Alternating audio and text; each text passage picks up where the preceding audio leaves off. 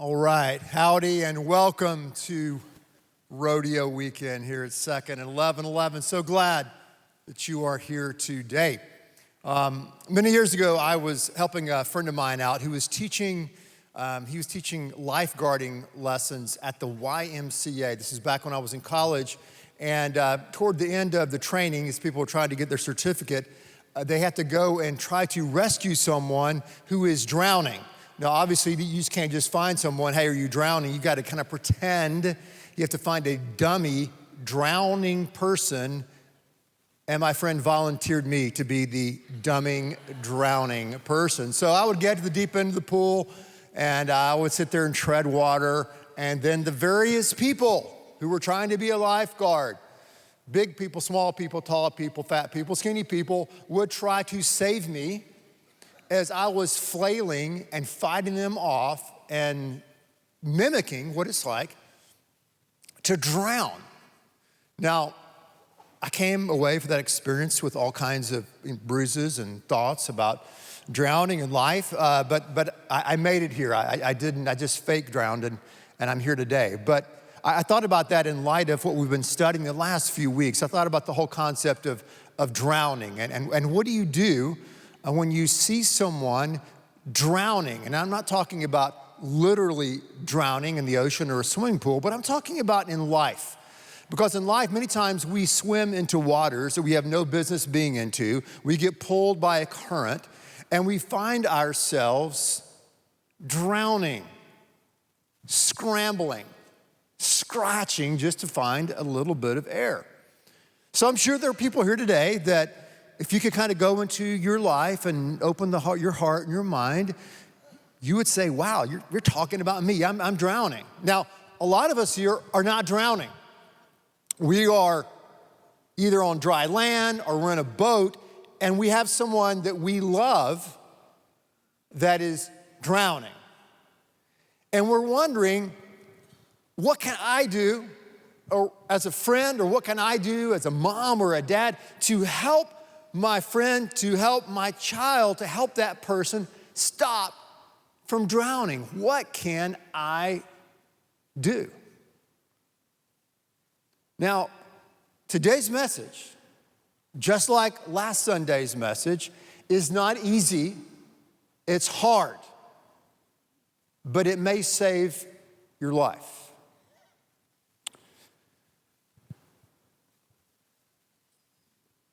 Open your Bible to Luke 15. Let's just listen to the story that we looked at last week. And I want you to ask yourself a question as we read this story again this week, as we look at it next week. Ask yourself the question, where do I find myself in this story? Who do I identify with in this story?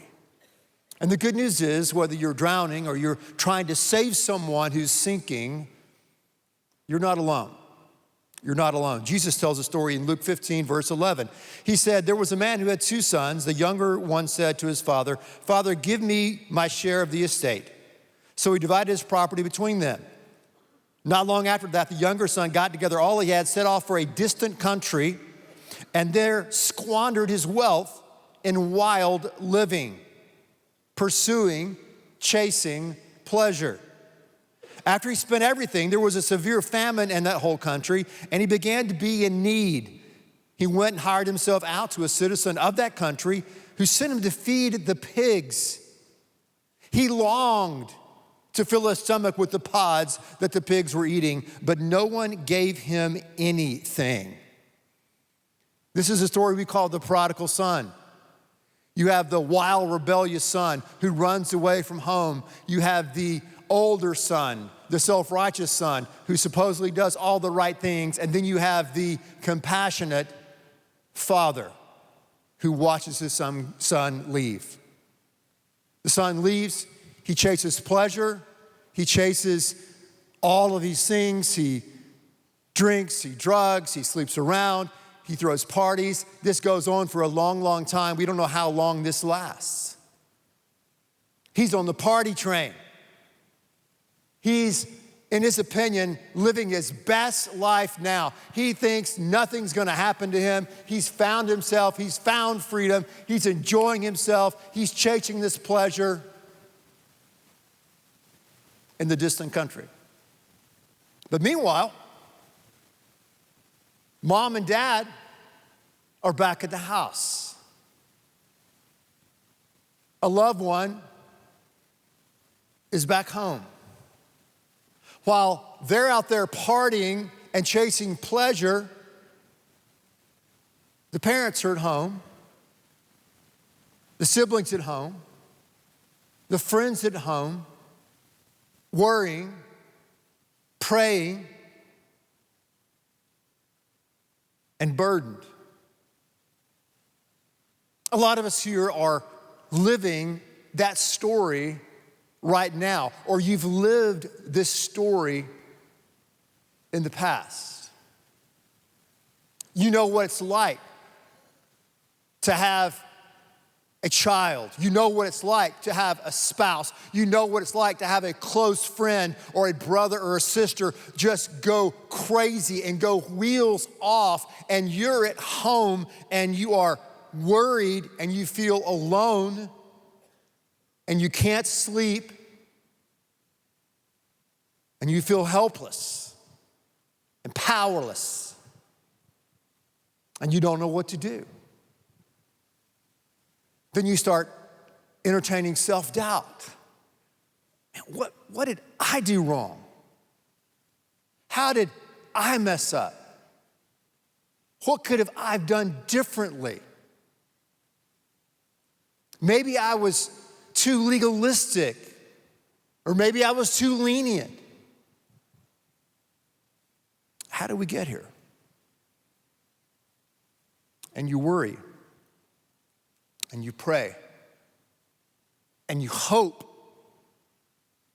and you dread receiving that phone call or that text. Many times, when we have someone we love and they chase pleasure, we have a tendency to chase after them. Do you know what I'm talking about?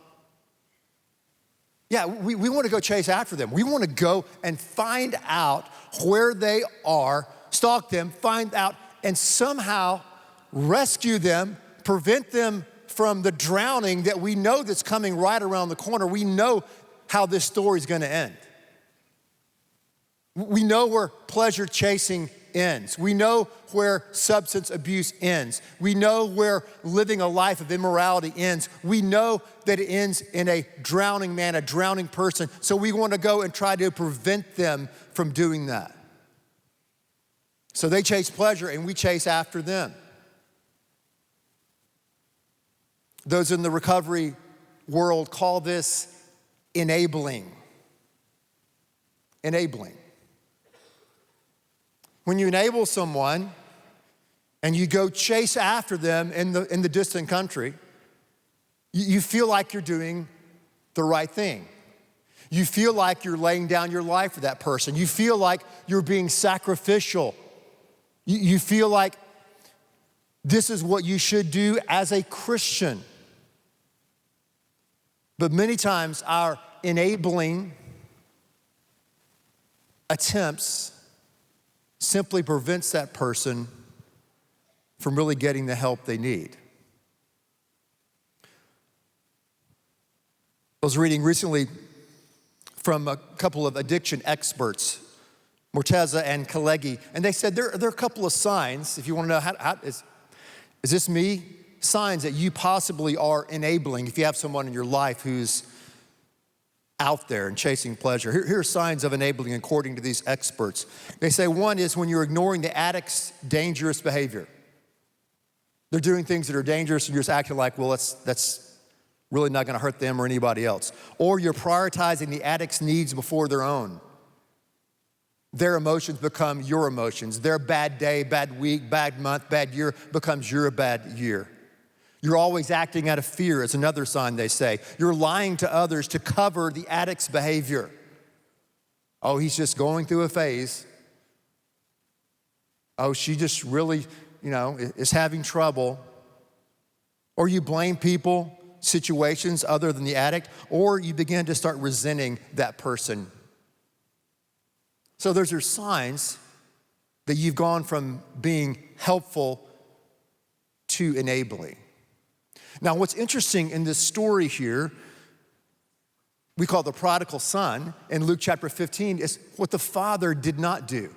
The father did not enable his youngest son. The father did not go and chase him down. The father stayed and prayed and worked. The father stayed and prayed and worked. He gave him that one-time gift, which I think was unwise, but he gave him that one-time gift. He didn't keep funding and funding and funding the prodigal's pleasure party train. He stayed at home. I'm sure he worried. I'm sure he paced, but he waited. He waited. There's a big difference between enabling and helping. Enabling, someone said, is when a partner or a child or a parent enables a family member. They shield the person, they shield the addict from the consequences of their actions.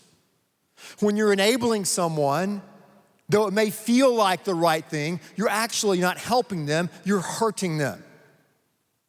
Jordan Peterson, who's a clinical psychologist and a public intellectual, he puts it simply. He says, you can't help someone who doesn't want to be helped. Have you ever tried that before? Have you ever tried to help someone who doesn't want to be helped? Trying to save someone and they're drowning, and you try again and again, and you throw ropes out and you throw a boat out and you send them this really cool little YouTube video on how to swim and how to stop drowning, but they keep on drowning no matter what you do, no matter how much you sweat and toil and encourage, they keep on going under.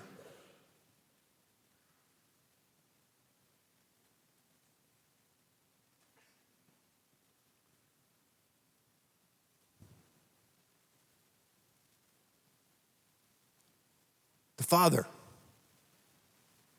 or the mom or the loved ones at home waiting and praying. But we have to resist that temptation of running off into the distant country, running off and always trying to save that person, save that prodigal from the consequences that they will experience. Now, to do that, you need wisdom. I need wisdom. We need help from God and help from others. Because it's a difficult balance. It's a difficult tightrope to walk when you're talking about someone you love or someone you're related to, and you're trying to walk the tightrope between helping and hurting and enabling, and it's difficult. So you need to seek God. You need to seek the counsel of others who have been through it. I was talking to someone this week whose daughter went off the rails years ago in a different state, in a different town, and they had to let their daughter get to a point where their daughter was literally begging for food on the street. But finally, that daughter was able to turn around. But if they'd have gone in and rescued, that never would have happened, as tough as that was. So when you read this story and you see what the son did, and you see what the father is doing as he's staying and praying and waiting and working, we have to ask the question, where's God in all this? No, I'm not saying God is causing all the things happening in the story. He's not, because the son willfully disobeyed and left home. But C.S. Lewis puts it so well in this quote. He says, pain insists upon being attended to. God whispers to us in our pleasures. He speaks in our consciousness. But he shouts in our pain. Pain, it is his megaphone to rouse a deaf world. So many times in life, how do we grow closer to God? How do we get back on track with God? We talk about Bible study, it's very important. We talk about worship in this church, it's very important. We talk about serving in this church, it's very important to do all those things. But so many times, the way we grow closer to God is through pain. Whether the pain we deserve through our own choices or the pain of being in circumstances that are beyond our control, pain is what wakes us up, and pain is what pushes us closer to God or draws us to pull back and run farther away from God.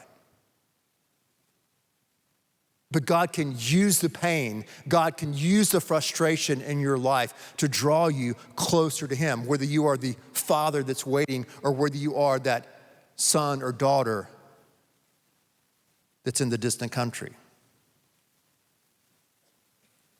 No one wants to watch their child suffer the harsh consequences of their choices. No one wants that. But so many times, that's what has to happen for our loved one, for that prodigal to find his or her way back home.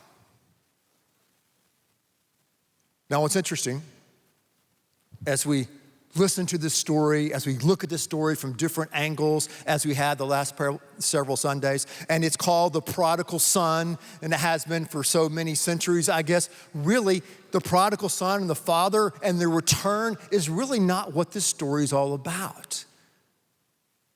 Next week, we'll get down to what the story really is all about. It's very, very interesting. But for now, let's see what happens next. Some of you have read the story, some of you have not. It's new. Look at verse 17. So it says, when he, the prodigal, pleasure-chasing guy, came to his senses, he said, how many of my father's hired servants have food to spare, and I am starving to death? I will set out and go back to my father and say to him, Father, I've sinned against heaven and against you. I am no longer worthy to be called your son. Make me like one of your hired son. Verse 20, so he got up and went to his father. You ever done that before? You're in a situation where there's conflict. You're in a situation where you don't know what to say and you kind of rehearse something out loud. You ever do that? You kind of rehearse an apology or rehearse an argument, and you kind of figure out what you're going to say, how you think this is going to play out. That's what the prodigal was doing. But the key word in this passage here is in verse 17, where it says, he came to his senses. When did he come to his senses? When he ran out of money?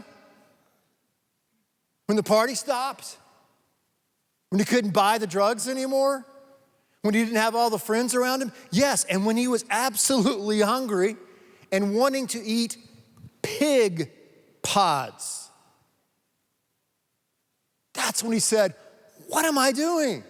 That's when the pain kicked in his life. That's when the megaphone of pain spoke to him. What am I doing? I've messed up. I need to go back home. He came to his senses. He woke up. And I can say the same thing for those who are back home waiting. We have to come to our senses.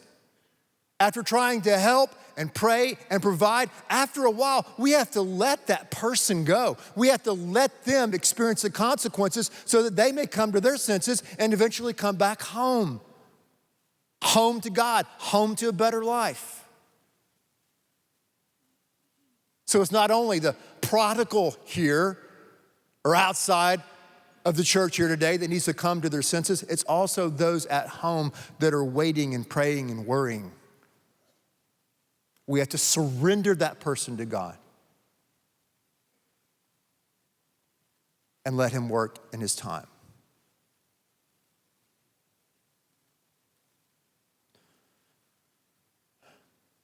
After all, right, when going back to the YMCA and the drowning, one of the things I remembered after doing those fake drownings for I don't know how long, is that they'll teach a lifeguard, if you go out and someone's really struggling and really fighting, you can't rescue them.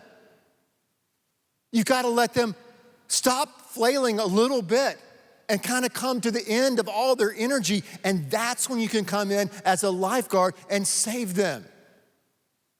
Otherwise, you're gonna drown. And maybe the people you trying to save are gonna drown.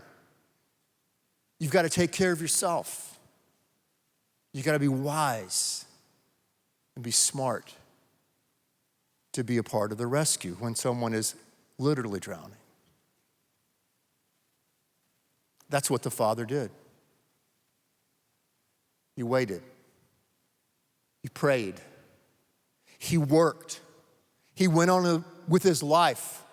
As we say in the psychological world, he tried to stay healthy himself. So if and when his son did come back, there would be something to come back to. When he came to his senses, when they came to their senses.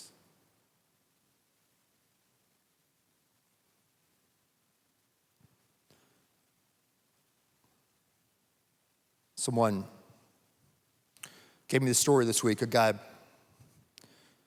so prodigal, was reflecting back on his experience, and he wrote this letter.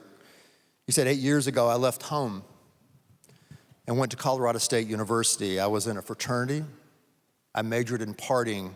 For the first 3 semesters, I never stopped, and I thought about what I was doing. I wasn't praying at all. 3 semesters came around. Reality came crashing in on me. I could no longer deny what was happening. I flunked 4 of my 5 classes. It was a wake-up call. I knew I needed to make some changes. I needed to get out of the fraternity. I needed to lose some of my friends. But what I really needed was to make a change with my relationship with God if he would still love me. In the frat house, there's no place for privacy to make a phone call to my parents. Shocking.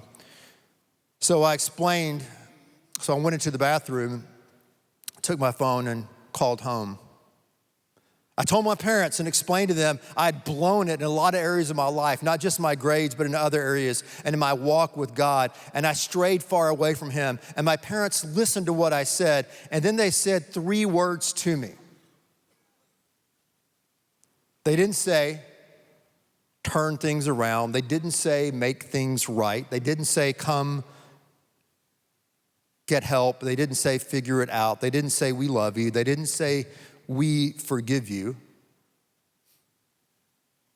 They just said to me, just come home. Just come home.